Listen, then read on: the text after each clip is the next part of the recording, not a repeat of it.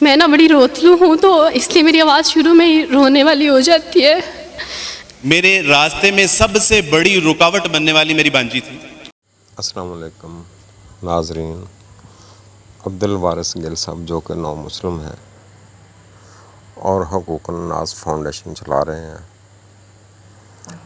ان کی سگی بھانجی ان کے سخت خلاف تھی اور کٹر کرسچین تھی، جو کہ عبدالوارث گل صاحب کے راستے میں رکاوٹ بنتی تھی.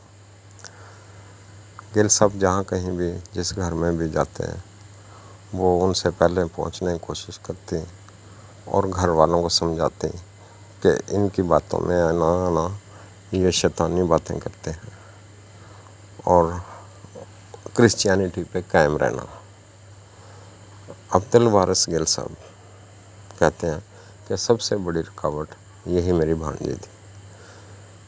گل صاحب ان کے لیے راتوں کو دعائیں کرتے تھے کہ یا اللہ اس کو بھی دین اسلام میں داخل فرما، اور وہ ان کے لیے بد دعائیں کرتی تھیں کہ یہ واپس کرسچینٹی میں آ جائیں.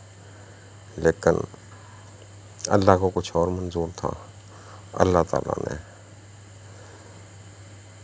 اس بیٹی کو اسلام کی طرف کھینچ لیا اور یہ آخرکار مسلمان ہو گئی. اس کی اپنی کہانی اسی کی زبانیں سنیے. السلام علیکم ورحمۃ اللہ وبرکاتہ. امید کرتی ہوں آپ سب بہن بھائی خیریت سے ہوں گے اور اللہ تعالیٰ ہم سب کے روزے ہمارے اعمال کو قبول فرمائے. میں نا بڑی روتلو ہوں تو اس لیے میری آواز شروع میں ہی رونے والی ہو جاتی ہے. ہاں میں وہی انسان ہوں جو وارث ماموں کے لیے بد دعائیں کرتی تھی، لیکن میں ابھی پیچھے ایک بچی کو بتا رہی تھی کہ وارث ماموں اپنی جھولی اٹھا کے راتوں کو دعائیں کرتے ہوتے تھے کہ چاند اسلام قبول کر لے. تو دعائیں کبھی رد نہیں جاتی. وہ دعائیں جو اللہ سے مانگی جاتی ہیں وہ دعائیں کبھی رد نہیں جاتی.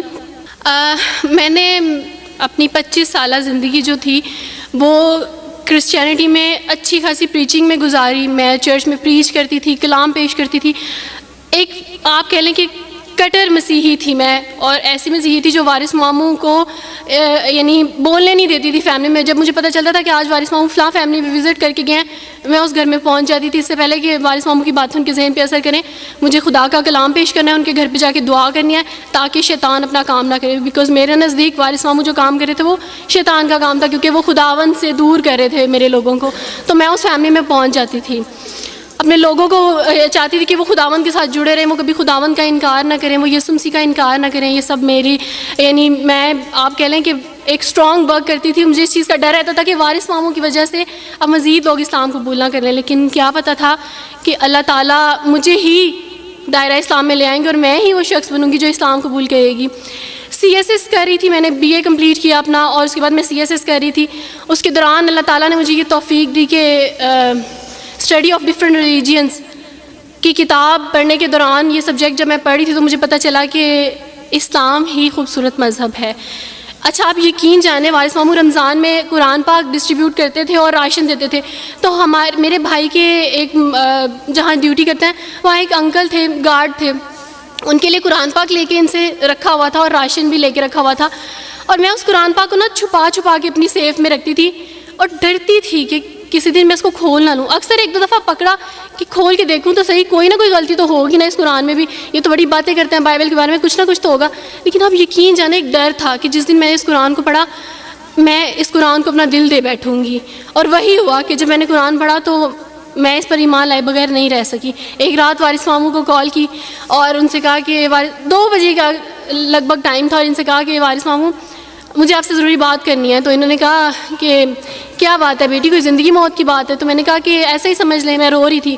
تو انہوں نے کہا کہ سب خیریت ہے. تو میں نے ان سے کہا کہ بس بغیر کچھ کہے آپ مجھے کلمہ پڑھا دیں وارث ماموں. اور وارث ماموں اور میں بالکل خاموش تھے. یعنی وارث ماموں کہتے ہیں کہ اس وقت مجھے لگا کہ جیسے میرا دل پھٹ جائے گا. مجھے یقین نہیں آ رہا تھا اپنے کانوں پہ کہ وہ جو سب سے بڑی رکاوٹ تھی وہ مجھے خود کہہ گیا کہ مجھے کلمہ پڑھا دیں. اور میں نے ان سے 5 منٹ کا یعنی اسپیس لی کال پہ، اور 5 منٹ میں نے دعا کی. لیکن اس کے بعد میں نے کہا کہ اگر میں حق پہ ہوں، سچ پہ ہوں، تو بس پھر خداوند اس کو ہو لینے دے. اور وہی ہوا، میں نے اسلام قبول کیا. اور سوچا تھا کہ CSS کمپلیٹ کرنے کے بعد فیملی میں اناؤنس کروں گی، لیکن اللہ تعالیٰ نے کچھ اور منصوبے بنائے ہوتے ہیں، انسان کے کچھ اور منصوبے ہوتے ہیں. آپ یقین جانیں میری فیملی کو جلدی پتہ چل گیا. ایک رات میرے بابا نے وارث ماموں کو گھر بلایا اور ان سے کہا کہ ہم چاند کی شادی کرنا چاہتے ہیں، آپ اس سے پوچھ دیں کہ اگر کسی کو پسند کرتے ہو تو ہم اس کی شادی اس سے کر دیں، ہم جو ہے نا وہ اس کی مرضی کے خلاف نہیں جائیں گے. تو میں نے ان سے کہا کہ آپ ایسا نہیں کر پائیں گے. انہوں نے کہا کہ نہیں ہم کر سکتے ہیں. مجھے یہ تھا کہ مجھے پچھتاوا نہ رہے کہ میں نے شاید اس دن پاپا سے بات کرتی تو پاپا مان جاتے. تو میں نے ان سے کہا کہ پاپا میں ایک مسلمان مرد سے شادی کروں گی، آپ ایسا میرے لیے کر سکتے ہیں؟ اگر آپ کسی مسلمان سے میری شادی کریں گے تو ٹھیک ہے، میں شادی کرنے کے لیے تیار ہوں. میرے گھر میں ایک سناٹا چھا گیا اور اس خاموشی کے بعد جو ہے یعنی سب فیملی والے رونے شروع ہو گئے. انہوں نے کہا کہ آپ اپنے مذہب میں واپس آ جاؤ. لیکن یہ ہے کہ میں دین اسلام قبول کر چکی تھی. آپ یقین جانیں جس طرح لوگ مختلف ہیں اسی طرح ان کے مسائل بھی مختلف ہیں. مجھے مینٹلی بے انتہا ٹارچر کیا گیا. مینٹلی مجھے یعنی اس چیز کا احساس دلوایا گیا کہ ماما پاپا روتے ہیں. میرے پاپا نے آپ یقین جانیں خود کو پھانسی لگانے کی کوشش کی میری آنکھوں کے سامنے. میری ماما نے خود پہ پیٹرول ڈال دیا اور خود کو جلانے کی کوشش کی میری آنکھوں کے سامنے. اور میں اپنے روم میں بیٹھی یہ کہتی تھی کہ اللہ اگر میں حق پہ ہوں نا تو میری فیملی کو کچھ نہیں ہونا چاہیے.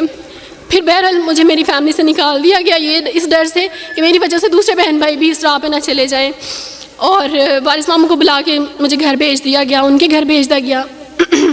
جب میں گھر سے آ رہی تھی تو وارث ماموں نے کہا کہ بیٹی اگر آپ کا کوئی سامان ہے تو آپ لے لیں. تو میں نے ان سے کہا کہ اس گھر سے صرف ایک ہی چیز میرے ساتھ جا رہی ہے اور وہ ہے میرا نام جو ماما پاپا نے مجھے دیا تھا. میں چاند رات پہ پیدا ہوئی تھی اس لیے انہوں نے میرا نام چندہ رکھا تھا. بس وہ نام لے کے آئی. آپ یقین کریں ہمیں کہا جاتا ہے جبراً اسلام قبول کیا جاتا ہے. اسلام قبول کرنے کے بعد وہ جبر کیا جاتا ہے کہ آپ سوچ بھی نہیں سکتے. آپ کو اپنے ماں باپ سے ہی ملنے نہیں دیا جاتا، آپ کو اپنے ہی چھوٹے بہن بھائیوں کے پاس نہیں جانے دیا جاتا. آپ ہاسپٹل میں تھی ڈیلیوری کے ٹائم. آپ یقین جانے میرے پاس کوئی بھی نہیں تھا جو مجھے بیڈ سے اٹھا کے بٹھا سکتا. ایسے موقع پہ مجھے اپنے اپنوں کی ضرورت تھی، لیکن میرے اپنوں کے جبر نے میری ماما کو مجھ سے دور رکھا. میرے بہن بھائیوں کو میرے کرسچن کولیگس نے ہی میری فیملی کو پریشرائز کیا کہ اس کو فیملی سے نکال دیں، کیونکہ اگر آپ اس کو ملیں گے تو مزید لوگ بھی عبدالوارث کی طرح چندہ کی طرح اسلام قبول کریں گے. میں نا ہاسپٹل میں لوگوں سے کہتی تھی کہ مجھے بیڈ سے اٹھا کے بٹھا دیں، سیزیرین کے بعد میں اٹھ نہیں سکتی، میرا بیبی رو رہا ہے، کوئی مجھے بیبی پکڑا سکتا ہے. آئیڈیا ہی نہیں تھا ہاسپٹل میں کیا کیا لے کے جاتے ہیں. میرے پاس ایک ایسا دوپٹہ نہیں تھا جو میں چینج کر سکتی. ایسے موقعوں پہ آپ یقین جانیں آزمائش اور جبر اسلام قبول کرنے کے بعد ملتا ہے. مجھے آپ سب سے توقع ہے، آپ سب اسلامک اداروں سے توقع ہے کہ اب آپ ہمارے لیے سٹیپ لیں. ہمارے اپنوں نے تو ہمیں چھوڑ دیا، انہوں نے جو ہمارے ساتھ جبر کیا اس جبر کے بدلے آپ ہمارے ساتھ نیکی کریں. اب آپ کیا سٹیپ لیتے ہیں نیو مسلمس کے لیے جن پر یہ الزام لگایا جاتا ہے کہ ان پہ جبر کیا جا رہا ہے؟ ہم پہ جبر نہیں، ہم پہ جبر اسلام قبول کروانے والوں نے نہیں کیا، بلکہ جن کے گھروں سے ہم آئے تھے اسلام قبول کرنے کے بعد جبر تو ان کی طرف سے تھا. اچھا سر کبھی کٹے بیٹھ کے روئیں گے. جب گھر میں بتایا تھا کہ اس نے اسلام قبول کر لیا تو ایک سناٹا چھا گیا، اور وہ ایسا سناٹا تھا کہ جس کی چیخیں آج تک سنائی دے رہی. ماں ملنے کے لیے تیار نہیں ہے، باپ ملنے کے لیے تیار نہیں ہے، بھائی ملنے کے لیے تیار نہیں ہے، خاندان نے بائیکاٹ کر دیا. کوئی بات نہیں، وہ بچے یہ سارے آپ کے بہن بھائی بیٹھے ہوئے ہیں. اللہ سبحانہ و تعالیٰ نے ہم سے ہمارے ناقص بہن بھائی لے لیے، لیکن الحمدللہ امت مسلمہ کے بہترین بہن بھائی ہمیں عطا فرما دی. اس میں ہمیں اللہ کا شکر ادا کرنا ہے. الحمدللہ.